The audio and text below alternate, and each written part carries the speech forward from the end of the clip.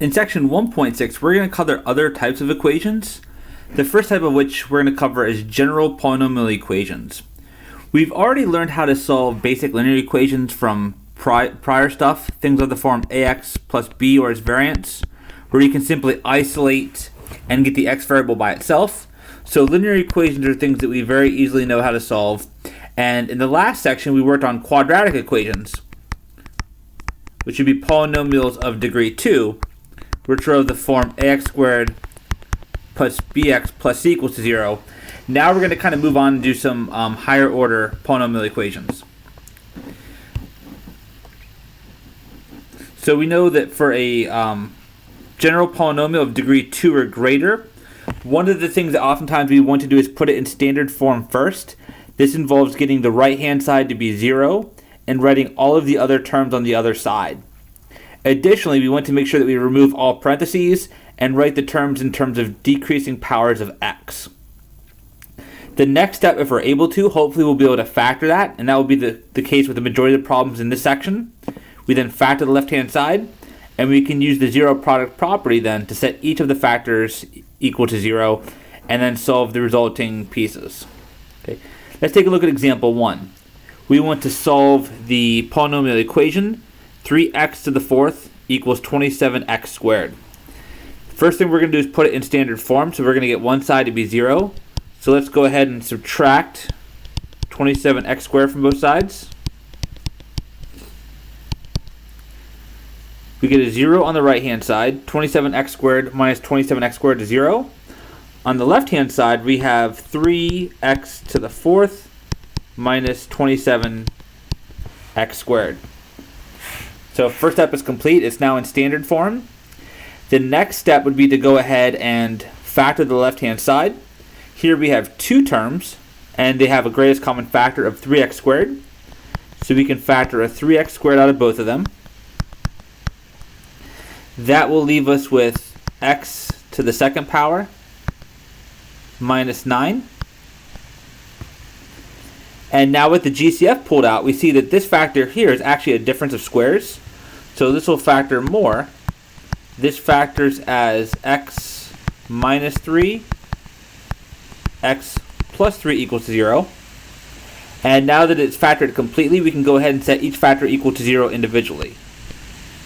We set the 3x squared term equal to 0, the x minus 3 term equal to 0, and then the x plus 3 term equal to 0. We would first, to solve the first equation, divide by 3. We get x squared equals to 0. We would then go ahead and take the square root of both sides. But plus or minus 0 just gives one number. It's going to be the number 0. For the next one, we would add 3 to both sides. We get x equals to 3. And then if we subtract 3, we get x equals to negative 3. So we get 3 unique values that work. They are x equals to 0, x equals to 3, and x equals to negative 3. Coincidentally, and I'll point this out here, that if you notice the degree of our polynomial equation, the highest power was of degree 4. And if you look at the number of solutions we get, it looks like 3 real numbers, but the 0 was actually a solution of order 2, because if you want to think of it like this, it's like a plus or minus 0, but the x term came out as a factor twice here. So this 0 is really of order 2, and so really we kind of do get 4 solutions. 0 twice, if you will, 3 and negative 3.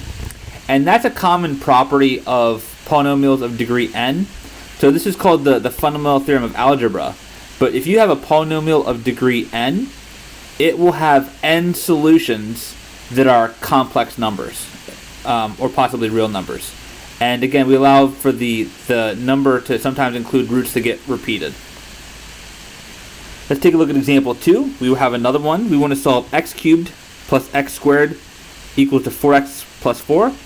Again, first thing we want to do is get one side to be 0. So let's subtract 4x from both sides. And we will also subtract 4. That gives us x cubed plus x squared minus 4x minus 4 on the left-hand side. And now we get 0 on the right-hand side. This one might take a little bit of recalling from some of your earlier work, but the goal now is again to factor this left-hand side. There's no GCF. It doesn't necessarily fit a special form, but if you look at the number of terms that we have, 1, 2, 3, 4, one of the techniques that oftentimes is effective when you have 4 terms is to do a factor by grouping.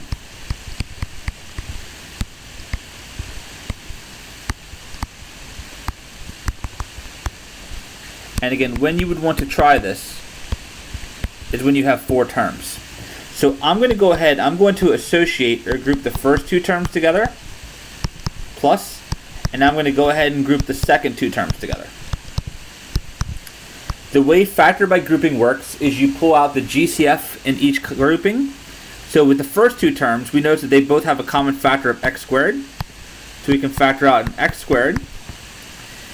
The second parenthesis, those both share a factor of 4. In particular, we can pull out a negative 4. That will leave us with an x plus 1 equals to 0. And now that we're here, we notice that the 2 terms we've created both have a common factor.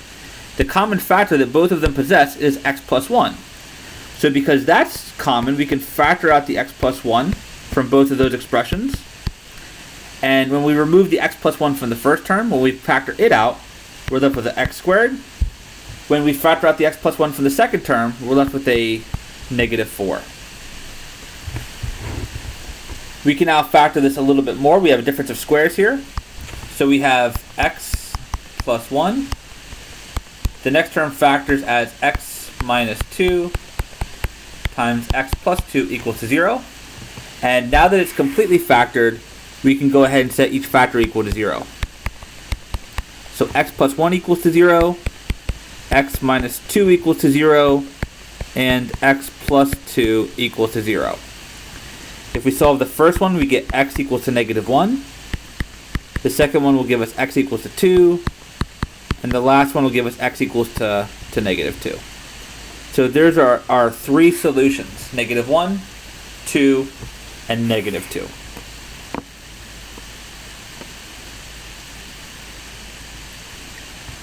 The next type we're going to look at is what's called radical equations.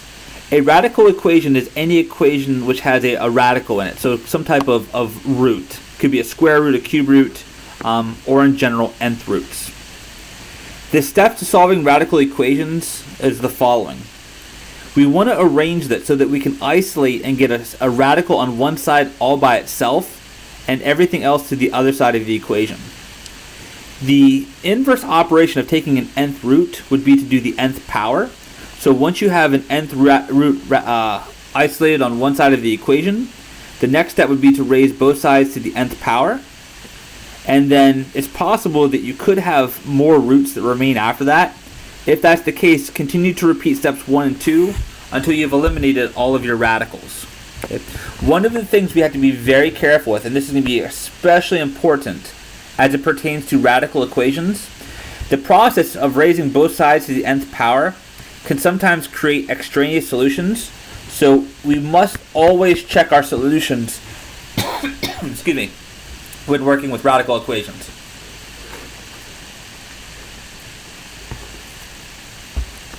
Let's take a look at the first one.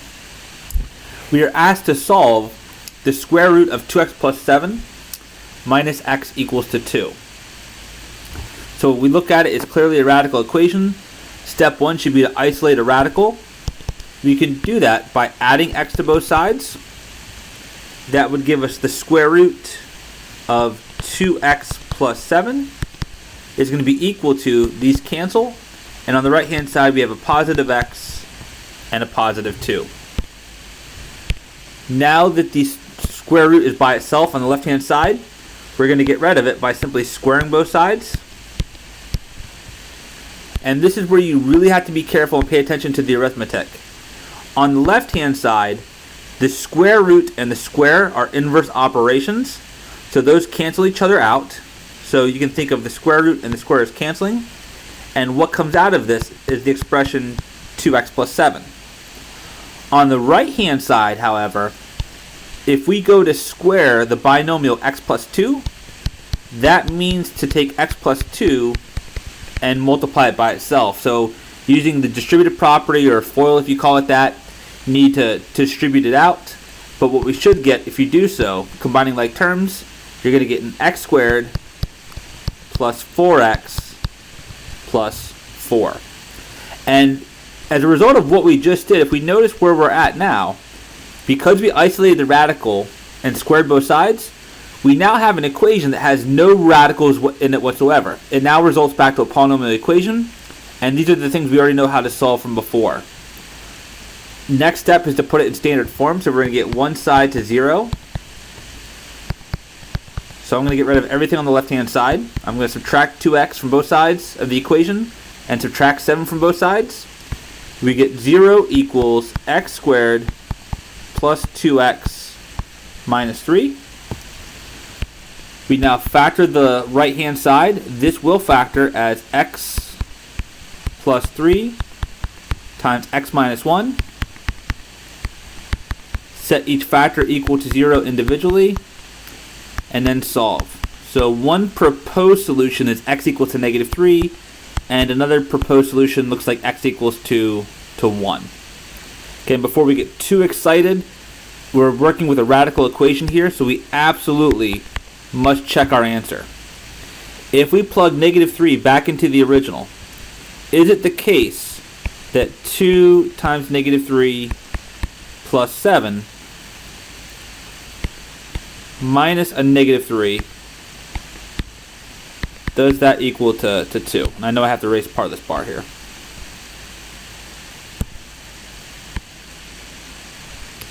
So is that true?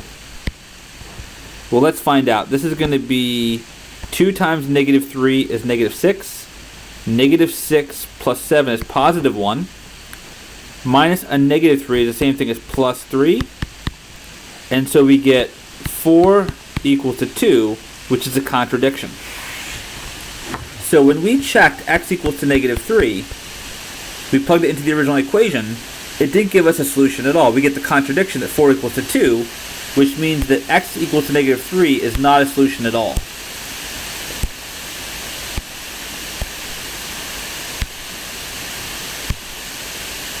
So I'm going to cross this one off. The term for that, we've used it before, that's what we call an extraneous solution.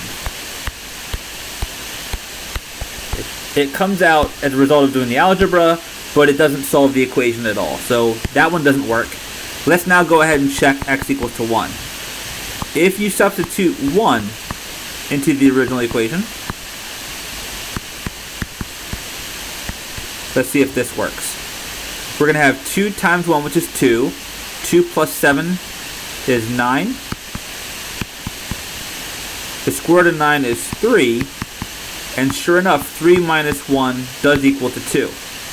So we do get one solution to this equation, and it happens to be the value x equals to 1.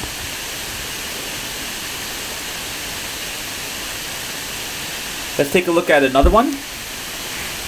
In example 4, we want to solve the cube root of 2x minus 9 equals to negative 4.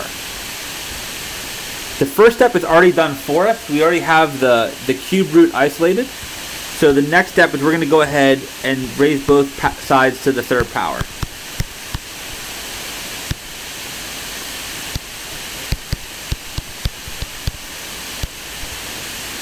On the left-hand side, the cube root and the cube will cancel. We're left with 2x minus 9. On the right-hand side, negative 4 cubed. That means negative 4 times negative 4 times negative 4. And negative 4 cubed gives us negative 64. The radical has now been eliminated, so we can kind of go ahead and continue to solve this. We're going to add 9 to both sides. That will produce 2x equals to negative 55. And then lastly, divide both sides by 2. So we get x equals negative 55 halves. Okay, it's a radical equation, so we want to go ahead and check this. If we substitute this value into the original, is it true that the cube root of 2 times negative 55 halves minus 9, does that really equal negative 4? The multiplication by 2 and the division by 2, those cancel. So we get the cube root of negative 55 minus 9 equals to negative 4. That's the cube root of negative 64. And yes, that is equal to negative 4. So we solved for the value. It checks out. So our solution is x equals negative 55 divided by 2.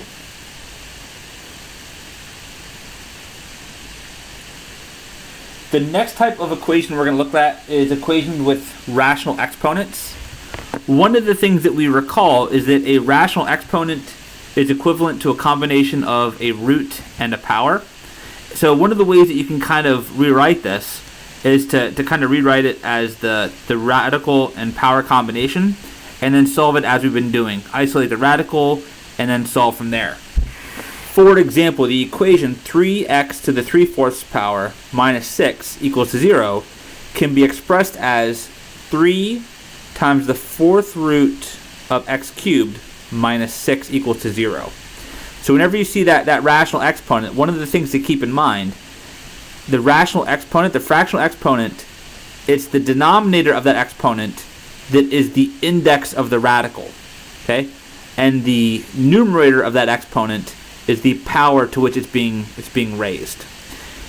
Either of the two forms is equivalent. You can put the power on the outside, or you can put the power on the inside of the radical. It does not matter. It'll only just kind of change the order of some of the steps that you do. So let's actually go ahead and solve this one. Again, for us, the first step is we're going to rewrite it. We have 3 times the 4th root of x cubed minus 6 equals to 0. We're now going to go ahead and isolate the radical part. So we're going to add 6 to both sides.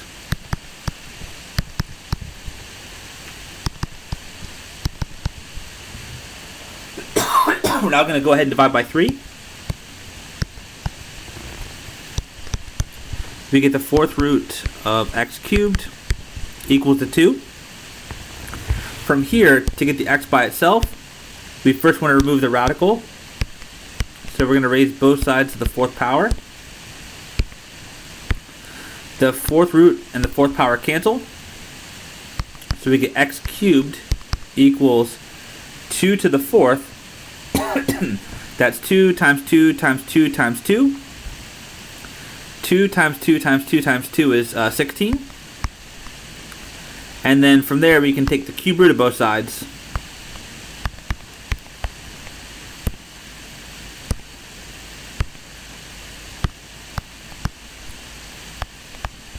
To get x by itself. So we get x equals the cube root of 16. This can also be simplified, by the way. The cube root of 16, it's not a perfect cube, but it is divisible by the perfect cube 8. So we can write it as the cube root of 8 times the cube root of 2, and then the cube root of 8 itself is just 2. So it simplifies to 2 cube roots of 2.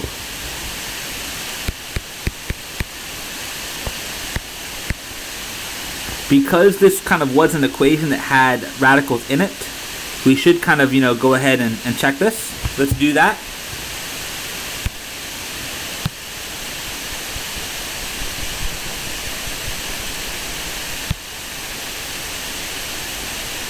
And when you're doing your checks, so I definitely want to see the work. We definitely want to see exact answers, by the way. But when you do a check, you can always plug it into your calculator. But to check this, instead of plugging in the simplified radical version, I'm actually going to plug it in written as the cube root of 16. So is 3 times the cube root of 16 raised to the 3/4 power minus 6, does that really equal to 0? And to express this part, let's change the cube root of 16. That would be equivalent to 16 to the 1/3 raised to the 3/4 minus 6 equal to 0. we now have a power to a power situation. Whenever you raise a power to a power, you multiply the exponents. 1/3 times 3/4 would give us 1/4.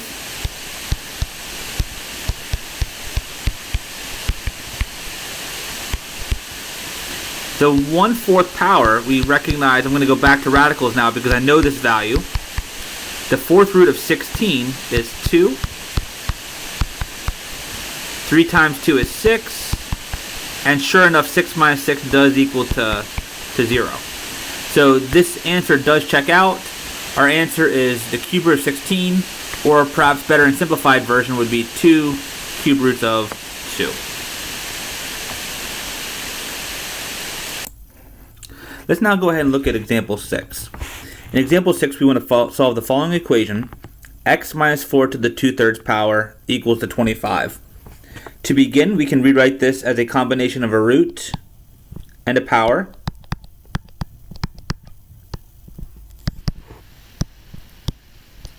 The 2/3 power is the same thing as the cube root of the quantity squared. To get rid of the cube, the next step, to get rid of the cube root, we can now go ahead and cube both sides. So we're going to cube the left-hand side. We're going to cube the right-hand side. We may need to use a calculator for this, so let's go ahead and do that. The cube root and the cube cancel. And we get x minus 4 squared equals 25 cubed, means 25 times 25 times 25, and that would be 15,625. We now need to get rid of the square, so we're going to do the square root of both sides. Keeping in mind that when you do the square root of a number, we have both the positive and the negative root. The square root and the square cancel, so we get x minus 4 is equal to the square root of 15,625 is going to be plus or minus 125. So we get two potential answers here. One of them is going to be x equals, add 4 to both sides, 4 plus or minus 125. 4 plus 125 would give us x equals 129. And if we do 4 minus 125, another proposed solution is x equals negative 121. Okay. And I'll let everybody up to you on your own to check this, but those actually will work out. Okay. One of the things that we discussed earlier is that whenever you write an expression, a rational expression is a combination of a power and a root, there's more than one way to do this. You could choose to put the power on the inside, as we just did with this expression, or you can choose to put the power on the outside. And a lot of times, if you go with this expression here, it actually makes the arithmetic a little bit easier. Okay, let's redo the same problem, or at least portion of it, to see how we might be able to avoid getting such large numbers like 15,625.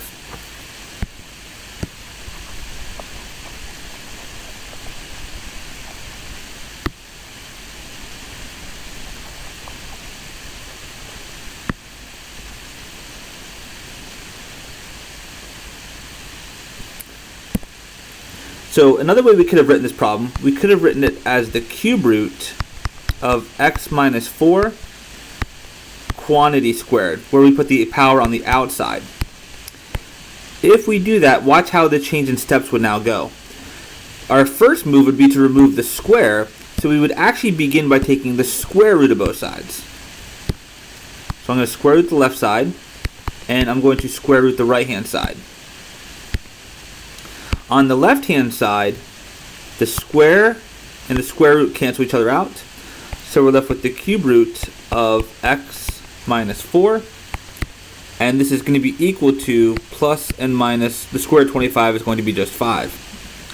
And by having to take a root first, we end up dealing with smaller numbers than if we actually end up having to take a power first. Okay? From here, we can split it apart, because the arithmetic will be different for both a positive 5 and a negative 5. So we have the cube root of x minus 4 is equal to 5 or negative 5. and then we would continue with the same steps. To get rid of the cube root, in both cases we would cube both sides.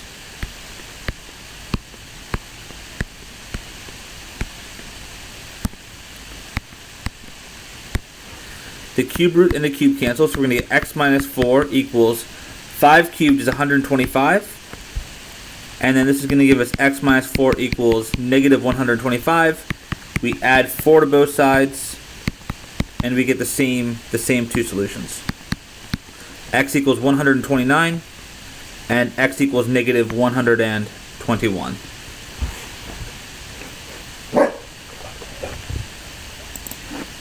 The next type of equation we're going to look at is equations that are quadratic in form. If we go back and revisit what we think of as a quadratic equation, it's an equation of the form ax squared plus bx plus c equals 2 to 0. Okay? And really at the heart, at the essence of what's going on here, when we say that we have an equation that's quadratic in form, is that we have two instances of the variable where one power of x is exactly twice the other power of x. Okay? Doesn't necessarily have to be a 1 and a 2 as we commonly were introduced to it. You could have any thing like this. You could have, let's say, ax to the fourth plus bx squared plus c equals 0. And while this would not be a quadratic in the true sense, because it's a polynomial of degree 4, it is an equation that is quadratic in form. And the reason why it's quadratic in form is exactly why I just explained a minute ago. If you look at the two different powers of x that you have, the one power of x is exactly twice the other power of x. And that's what makes it quadratic in form. We can solve these types of equations by making a substitution. Let u be the smaller of the two powers of the variable. Okay. Once we do that, under this substitution, this will transform our equation into a quadratic in the variable u. We can solve that using our methods, either factoring or quadratic formula. And then once we solve for the values of u, we can back substitute to get the values of x. Okay. Let's take a look at example 7. We want to solve x to the fourth minus 8x squared minus 9 equals to 0. The polynomial of degree 4. We see that we have two x terms where one x term has exactly twice the exponent of the other. So this is quadratic in form, and we can make the substitution. Let's let u be equal to the smaller of the two powers. So let u be x squared. Notice that if we then square that equation, if I square the left-hand side and square the right-hand side, what that shows us, power to a power, we multiply those, we see that x to the fourth, which is right here, is equivalent to u squared. So we can go ahead and do our substitution. Everywhere I see an x to the fourth, I can put u squared minus 8 times x squared, we're calling u, minus 9 equals to 0. And now this expression here, this is a quadratic equation, but in the variable u. We can go ahead and solve this. This one actually factors as u minus 9 times u plus 1 equal to 0. Set each factor equal to 0 individually. Add 9 to both sides. Subtract 1 from both sides. And we get the u solutions, u equals to 9 and u equals to negative 1. Now the original equation, remember, dealt with the variable x. So our solution should be of the form x equals some numbers. To find the x values, we're going to go back to our defining equation. U is equal to x squared. So everywhere we see a u, we can replace it with x squared. So x squared equals to 9. X squared equals to negative 1. And then solve the equation for x. Take the square root of both sides. We get two solutions, plus or minus 3. Same thing over here. Take the square root of both sides, and we get x equals plus or minus I. Our original polynomial was a polynomial of degree 4 and x, and not surprisingly, we get 4 solutions for x. X can equal negative 3, positive 3, negative I, and positive I.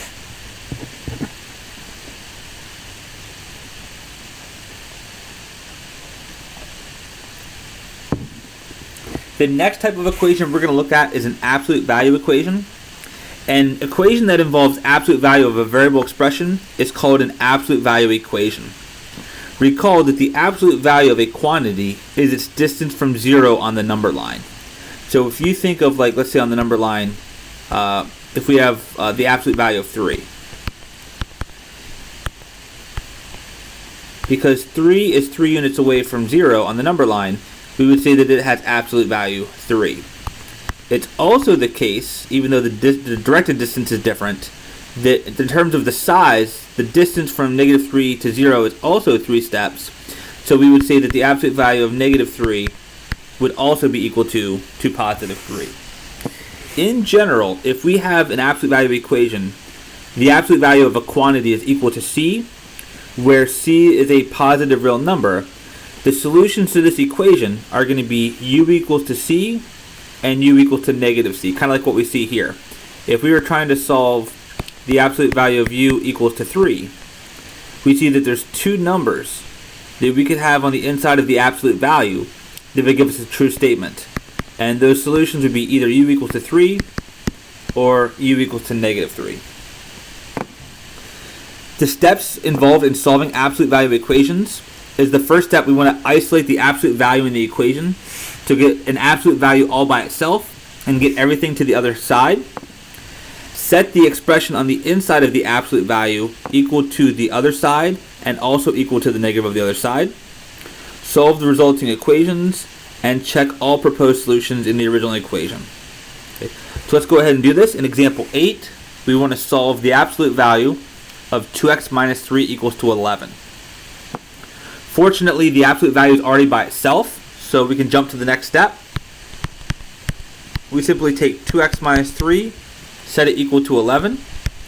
We also set 2x minus 3 equal to negative 11. We can add 3 to both sides. We get 2x equals to 14. Divide by 2, we get x equals 7. Here we're going to add 3 to both sides. We get 2x equals to negative 8. Divide both sides by 2. And we get x equals to negative 4. So we get two solutions. And let's check them first before we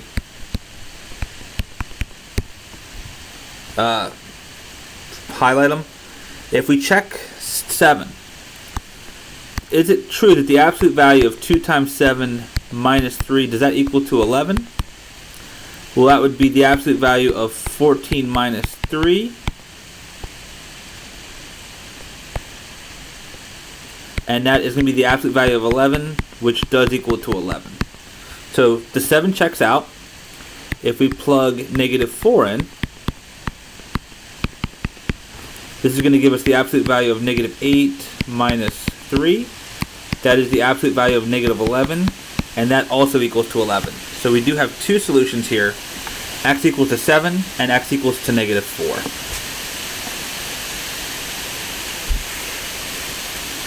Let's take a look at the next one.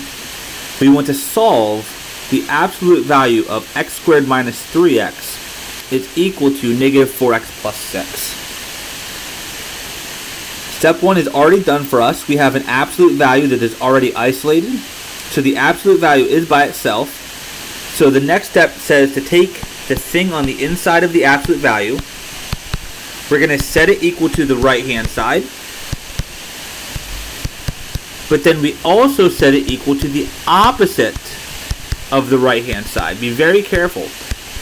Symbolically, the opposite of the right hand side is just the right hand side with a negative symbol out in front of the whole thing, like this.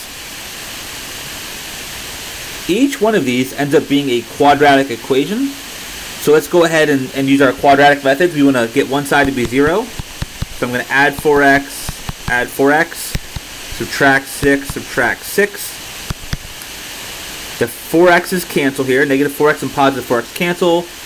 Positive 6 and negative 6 cancel, so we get 0.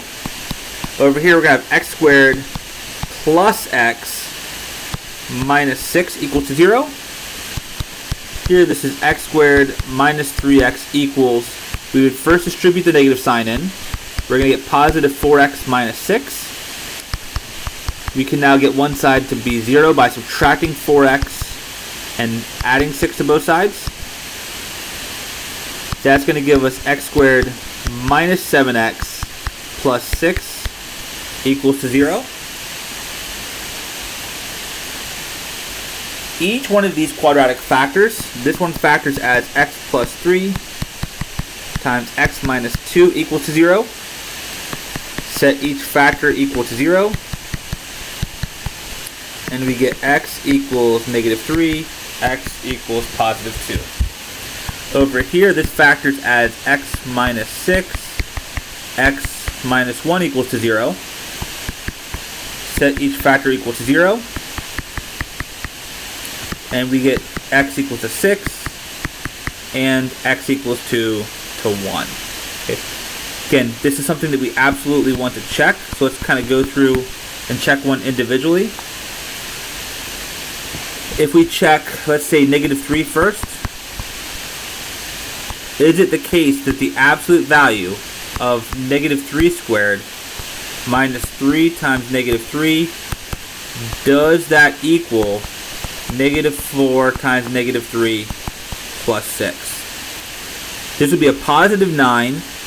Negative 3 times negative 3 is positive 9 as well. So we get the absolute value of 18 on the inside equals, this is going to be positive 12 plus 6. And so we get 18 equals to 18. So negative 3 does check out. So this one's good. Let's now check x equals to 2. Is it the case that the absolute value of 2 squared minus 3 times 2, does that equal negative 4 times 2 plus 6? On the inside here, 2 squared is 4, minus 6 is going to give us negative 2, equals, on the right hand side, negative 4 times 2 is negative 8, plus 6 will give us negative 2, but the absolute value of negative 2 is positive 2. And so that's a contradiction. So it turns out that the solution, x equals to 2, is actually extraneous. So that one doesn't work at all.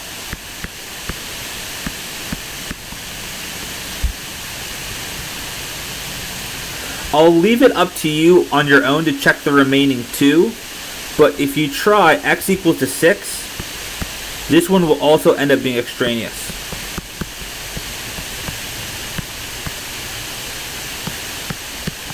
Okay. However, x equals to 1 will work. So it just again goes to show that for a lot of these types of equations you want to check your answers. This particular example, example 9, we have 2 solutions. X equals to negative 3 and x equals to positive 1.